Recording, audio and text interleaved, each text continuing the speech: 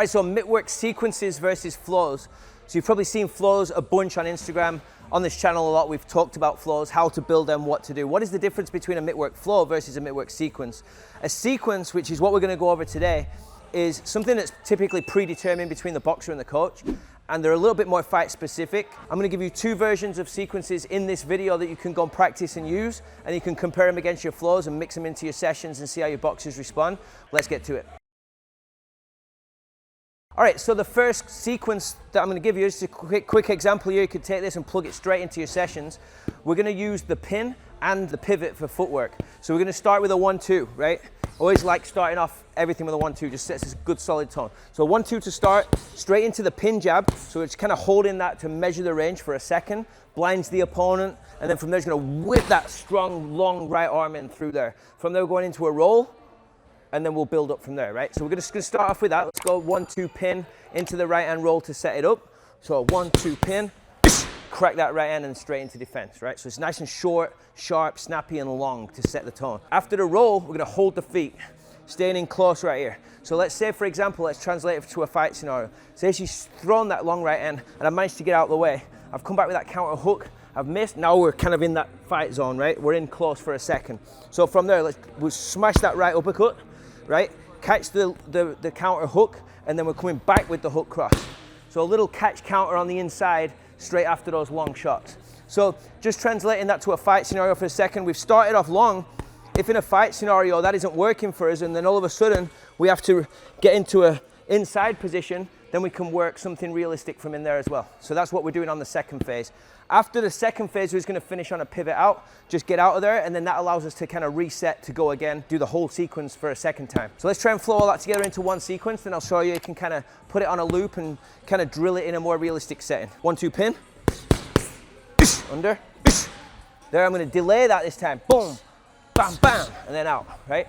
So just a quick note on that delay.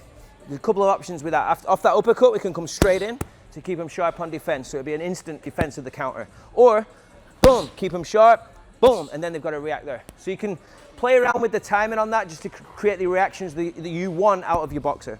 But just for the purpose of this time, we're going straight into the block off the uppercut. So we can just let it flow a little bit more, even though this is a pre-built sequence rather than just a standard kind of non-stop flow, all right? So 1-2 pin. Now we've added the pivot, we can just go again.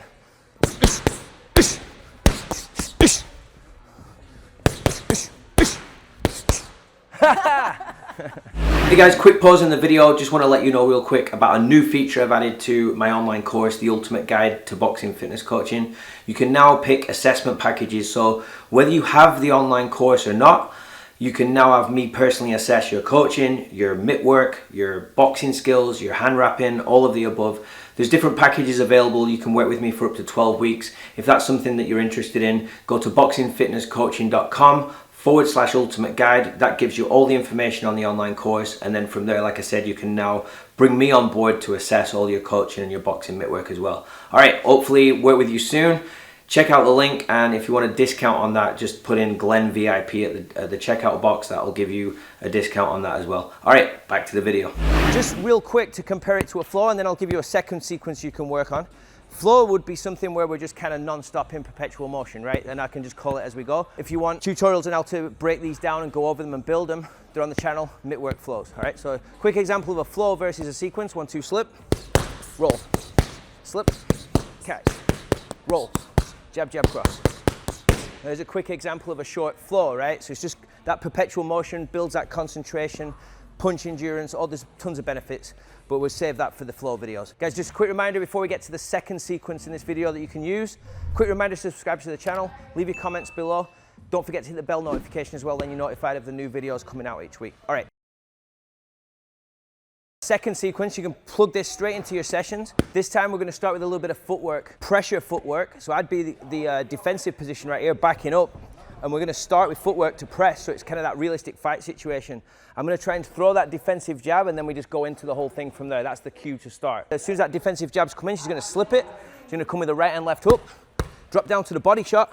Boom, there's your 3 counter punches all off that defensive jab. From there, she's going to change the angle to get out. And then from there, we're going to press again, right? So if she's created that space with that pivot out.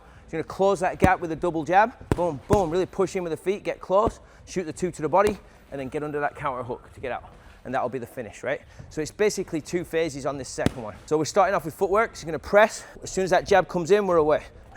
Boom, boom, body out, close the gap, and then under. One more time. It's gonna go a little bit slower. Press with the feet. It's gonna stay slightly inside the range that we normally would here, right? You could get caught with that jab, but the reason for that is to tempt me into throwing it, right? As soon as I feel like I can land that jab, I'm gonna throw it. So I'm backing up, there, 2, 3, counter, body shot, right? So going from hook to hook. So from there, dip down into the legs, get the head off the center line, whip the body shot in, pivot off. Now I've got the space to close the gap. Double jab up top, big right hand to the body, and then just finishing on defense. So let's try and flow it together into a sequence. Start with footwork. Go. Nice. This time on the next one, after the rollout, we're gonna hold the feet and we'll do it again. So you can see how you can start piecing them together. Ready? Pressure. Yep. Back in. Whoop. Yeah, good. Nice work. All right, so there's a couple of sequences that you can use. Throw them into your sessions. Leave me some feedback in the comments. Let me know how it goes. Thanks for watching this video. If you need anything on flows, you can check that out right here as well. Thanks for watching, guys. See you on the next one.